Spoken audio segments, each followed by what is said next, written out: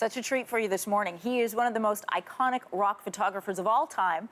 Mick Rock was instrumental in creating some of the biggest and most memorable album covers in history. And now, those images and many more are on display at his latest exhibit titled Starmen. I want to welcome Mick Rock to the show this morning. Good to have you here. At the List Gallery. At the List Gallery. We should say that here in Toronto. Cumberland Street, I think, yes. There you go. You want to take it in, but I'm excited to hear the stories behind some of those photos. But first, how did you start taking pictures? LSD. I'm serious. If it hadn't been for LSD, I wouldn't have picked up a camera. And how did you know you had something good when you finally developed those photos? Well, there wasn't any... There is a documentary out there that Vice Films made called Shots, and it covers that particular incident. Because, look, the camera was a friend of mine, so my parents didn't have any money, so I couldn't afford a camera. You've got such incredible, like, just the composition of these pictures, and when I look at them, everybody instantly has a memory attached to them. They remember how they felt. They remember what they were. You know, in the days now where everybody's got a camera on their phone and snaps a picture, you don't get those kind of moments.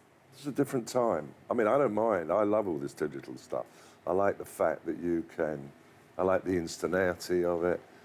I like the fact that on a setup shoot, you know, I can see what's going. I like the fact that I can shoot and shoot and shoot and shoot. The old days, they'd be worried about the budget.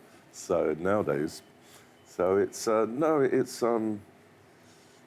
a different world today, but I embrace it. I'm very much a fan of digital. When you do a photo shoot now, how does it compare to what it was like 30, 40 years ago? Because, you know, we see all the behind the scenes now on Instagram. Well, it's more of a big deal because photography, you know, when I first met David in 1972, photography was not that big of a deal. And the pictures weren't talking, the music business were very disposable. And, you know, they could be on album covers, could be promo, but remember they were making them every 6 months back in the 70s.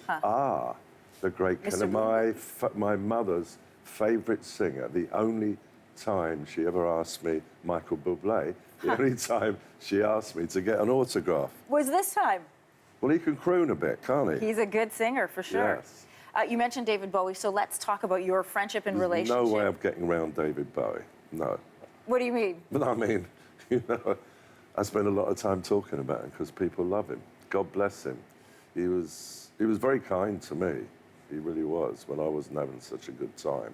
This image, tell us about how that came to be. Yeah, I went to his house one day. This first was in a men's magazine. They had a little section towards the back after you've been through the boobies. And they started a little music section, and that was the first time this was published. So it was not, but David loved it from the beginning. And he talked about this session, which actually yielded a lot of pictures that nowadays go into galleries and museums all over the world. And he said, Mick sees me the way I see myself. Wow. So that kind of clinched our relationship. And then after that, I was off to the races. I mean, there were no agents. There wasn't, you know, it just happened all kind of organically. There wasn't that much money in it. This was not about, I'm gonna have a career. If I'd started talking about that back then, people would have laughed. How can you have a career as a rock and roll photographer? You got to remember, the early 70s. It's only like, say, 72 when I met David. That's only 15 years after Elvis was launched. It was all. We are now 40 odd years later. So it's a different world. Look at this moment. Iggy, God bless him, he's still going. I mean, I have a lot of dead friends, unfortunately, but Iggy, he can still get out there and do it. No, he's an amazing character. He's, God bless him. I love what you just said about David Bowie saying that he believed that you saw him how he saw himself. And that's tricky when you're dealing with artists because there's that public image, that persona, but you have to have that trust. Well, it was, again, you have to remember the times. And also, it was before his career was really launched. I saw that trajectory happen right You in helped to front of my create camera. that trajectory. Some I people would could never say. claim that, especially with David. I help facilitate, let's put it like that. Beyond that, I make no claims.